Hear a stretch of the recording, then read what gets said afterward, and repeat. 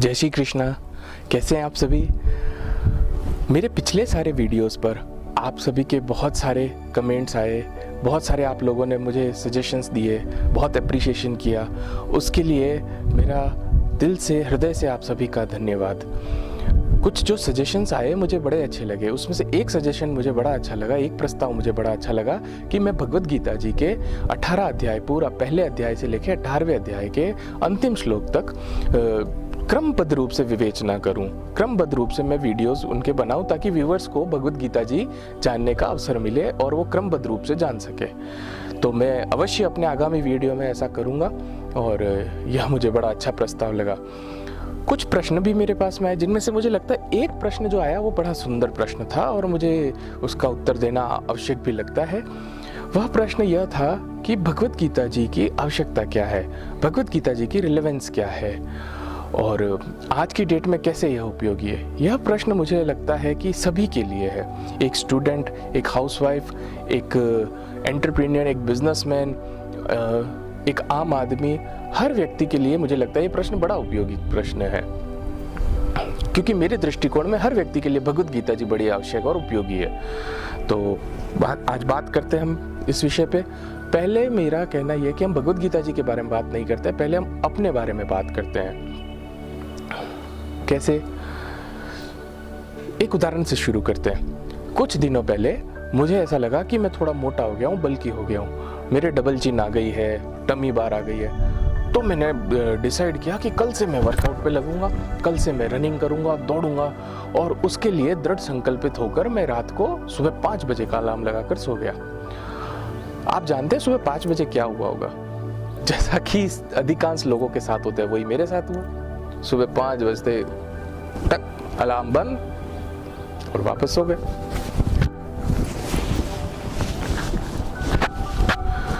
रात को जो मेरे दृढ़ संकल्प थे, सुबह एक अलार्म बन के रह गए।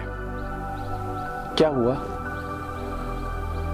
मेरे दिमाग ने, मेरे मन ने मुझे आउट कर दिया। ऐसा ही हुआ?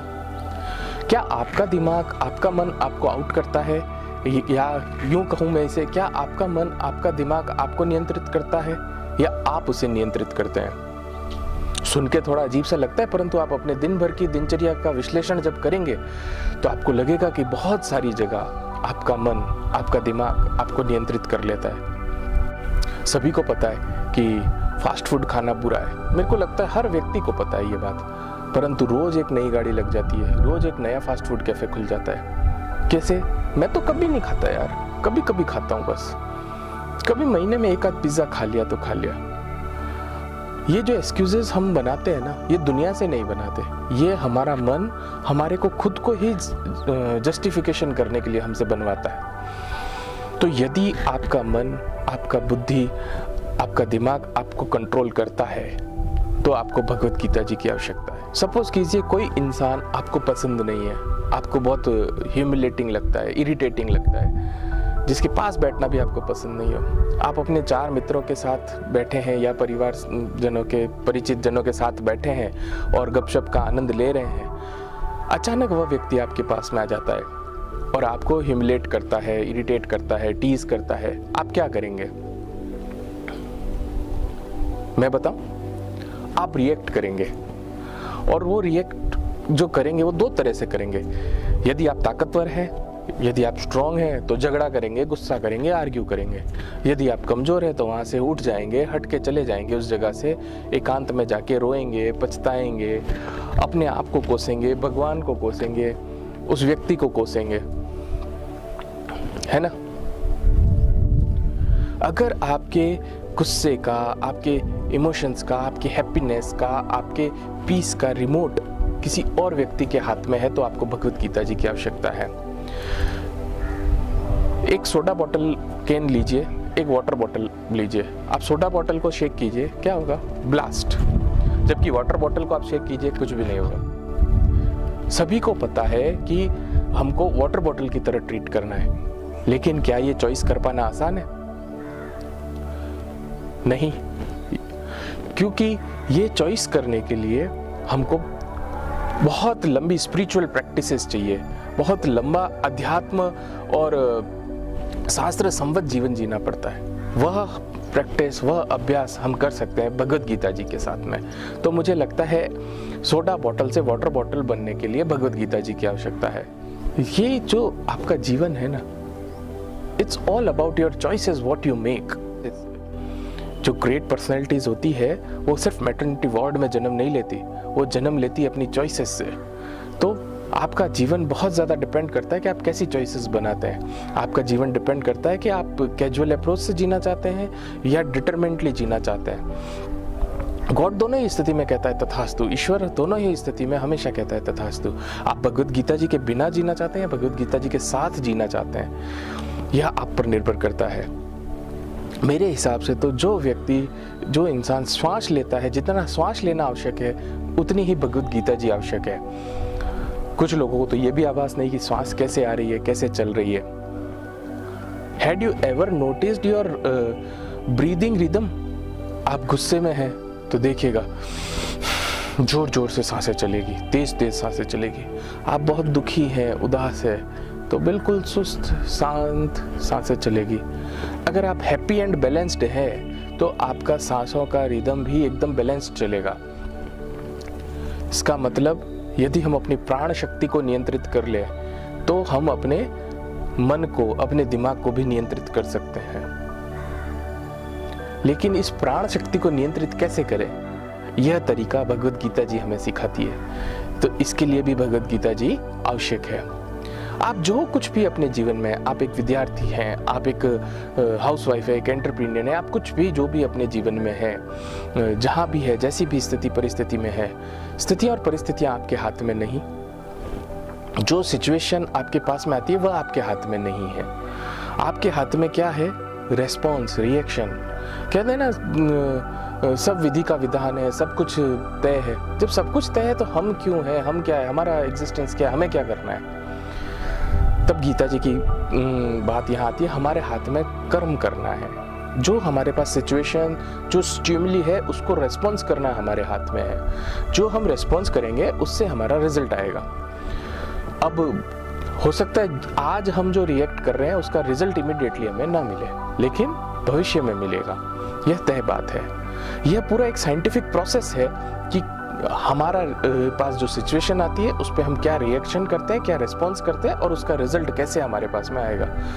इस पूरे प्रोसेस को जानना है तो भगवद गीता जी को जानिए। किस तरह से हमें अपनी लाइफ में अपनी ड्यूटीज करनी है, क्या कर्म हमें परफॉर्म करने हैं, कैसे हमको जीवन जीना है। भगवद गीता जी कभी ये नहीं कहती कि आप बाबा जी बन जाइए और आप अपनी ड्यूटीज मत कीजिए। आप ऑफिस जाइए, आप अपने काम कीजिए, आप विद्यार्थी हैं पढ़ाई कीजिए, हाउसवाइफ है अपने घर के काम कीजिए, एंटरप्रेन्योर अपने बिजनेस को चलाइए और आगे से आगे बढ़ाइए। सब कार्य आप कीजिए, अपने बच्चों के साथ खेलिए, आपको जो भी अपने नित्य कर्म है सारे कर्म कीजिए। लेकिन उन सबको करते हुए हमें क्या अचीव करना है वो भगवद गीता जी हमें सिखाती है। सभी के जीवन में कुछ ना कुछ गोल और लक्ष्य तो होते ही होंगे। हम कभी ऐसी बस में तो सफर नहीं करते जिसका कि डेस्टिनेशन ही हमें पता नहीं हो, तो हम जीवन में तो ऐसे सफर नहीं करेंगे। तो मुझे लगता है जब आपका जो गोल है, स्वामी विवेकानंद ने भी कहा है, आत्मनो मोक्षार्थम जगत हितायतुम च। तो मेरे हिसाब से, मेरे दृष्टिकोण से आपका जो लक्ष्य है वह क्या है, उसको आप ढूंढिए, उसको खोजिए। यदि आप उसे स्थूल जगत, फिजिकल वर्ल्ड में ही ढूंढते हैं तो एक और बात है। लेकिन वास्तविकता में यदि आप अपने लक्ष्य को जानना चाहते हैं, यह जीवन क्यों आपको मिला है यह जानना चाहते हैं, तो भगवद गीता जी की आवश्यकता है। सारे व्यक्ति कहते हैं आई वॉन्ट पीस। अब मैं थक गया हूं, आज मैं बहुत फ्रस्ट्रेट हूं, आई वॉन्ट पीस। सभी व्यक्ति मुझे शांति चाहिए कहते हैं ना कहीं, कभी ना कभी तो कहते हैं। जिस दिन परेशान होते हैं उस दिन तो कहते हैं। लेकिन क्या किसी को शांति मिलती है, स्थिरता मिलती है? और अगर मिलती है तो कितनी देर के लिए?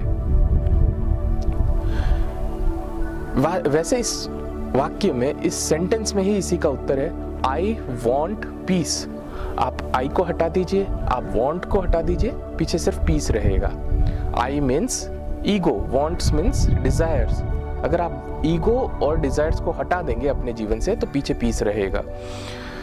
लेकिन क्या ये इतना आसान है? ये ईगो और वांट्स इतनी आसानी से हट सकती है हमारे जीवन से?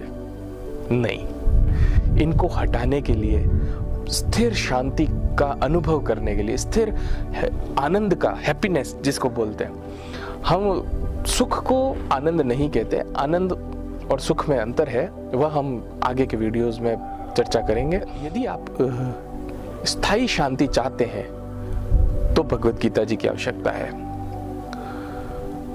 ये वांट्स और डिजायर को हटा पाना इतना आसान है नहीं है ना, यह स्वतः वापस आ जाती है। जैसे आप एक घर को साफ स्वच्छ कर दीजिए, साफ सफाई करके उसे बंद कर दीजिए और कहीं चले जाइए।